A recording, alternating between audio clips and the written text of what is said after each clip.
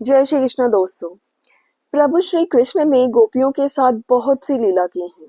श्री कृष्ण गोपियों की मटकी फोड़ते और माखन चुराते और गोपियां श्री कृष्ण का उल्लाहना लेकर यशोदा मैया के पास जाती। ऐसा तो बहुत बार हुआ। एक बार की बात है कि यशोदा मैया प्रभु श्री कृष्ण के उल्लाहनों से तंग आ गईं और छड़ी लेकर श्री कृष्ण की ओर दौड़ी। जब प्रभु ने अपनी मैया को क्रोधित देखा तो वह अपना बचाव करने के लिए भागने लगे और भागते भागते श्री कृष्ण एक कुम्हार के पास पहुंचे। कुम्हार तो अपनी मिट्टी के घड़े बनाने में बिजी था। जैसे ही कुम्हार ने श्री कृष्ण को देखा वो बहुत प्रसन्न हुआ। कुम्हार जानता था कि कृष्ण साक्षात परमेश्वर हैं। तब प्रभु ने कुम्हार से कहा, कुम्हार जी, आज मेरी मैया मुझ पर बड़ी क्रोधित है। मैया छड़ी लेकर मेरे पीछे आ रही है। भैया मुझे कहीं छुपा लो।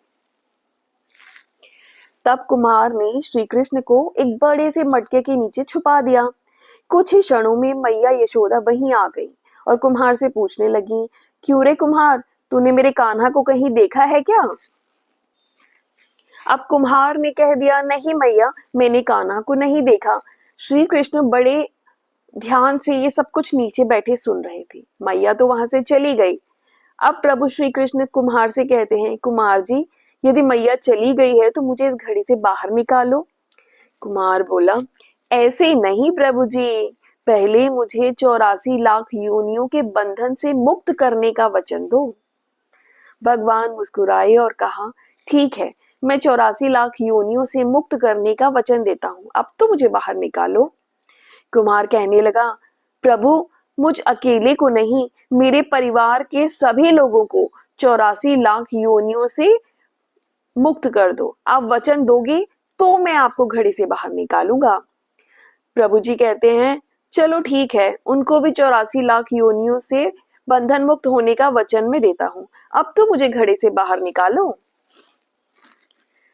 अब कुम्हार क्या कहता है, बस प्रभु जी, एक विनती और है, उसे भी पूरा करने का वचन दे दो तो मैं आपको घड़े से बाहर निकाल दूंगा। भगवान बोले, वो भी बता दे, अब क्या कहना चाहते हो? कुम्हार कहने लगा, प्रभु जी, मेरे जिस घड़े के नीचे आप छुपे हो वह मिट्टी मेरे बैलों के ऊपर लाद कर लाई गई है। मेरे इन बैलों को भी 84 के बंधन से मुक्त करने का वचन दो। भगवान ने कुम्हार के प्रेम से प्रसन्न होकर उन बैलों को भी 84 के बंधन से मुक्त होने का वचन दे दिया। प्रभु बोले, अब तो तुम्हारी सारी इच्छाएं पूरी हो गई, अब तो मुझे घड़े से बाहर निकाल दो। तब कुमार कहता है, नहीं भगवान, अभी एक अंतिम इच्छा और है, उसे भी पूरा कर दीजिए। और वह है कि जो भी प्राणी हम दोनों के इस संवाद को सुनेगा उसे भी अब 84 लोक योनियों के बंधन से मुक्त करोगे। बस ये वचन दे दो तो मैं आपको घड़े से बाहर निकाल दूंगा। कुम्हार की प्रेम भरी बातों को सुनकर प्रभु श्री कृष्ण बहुत खुश हुए और कुम्हार की इस इच्छा को भी पूरा करने का उन्होंने वचन दे दिया।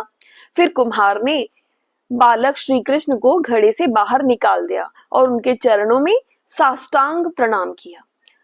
प्रभु जी के चरण धोए और चरणामृत लिया। अपनी पूरी झोपड़ी में चरणामृत का छिड़काव किया और प्रभु जी के गले लगकर इतना रोए कि प्रभु में ही विलीन हो गए। जरा सोचें, जो बाल श्री कृष्ण 7 कोस लंबे चौड़े पर्वत को, गोवर्धन पर्वत को अपनी एक छोटी सी उंगली पर उठा सकते हैं, क्या वो एक घड़ा नहीं उठा सकते थे? लेकिन बिना प्रेम रीझे नहीं नटवर नंद किशोर। कोई कितने भी यज्ञ कर ले, अनुष्ठान कर ले, कितना भी दान पुण्य, कितनी भी भक्ति कर ले, लेकिन मन में प्राणी के लिए प्रेम नहीं होगा तो श्री कृष्ण मिल नहीं सकते।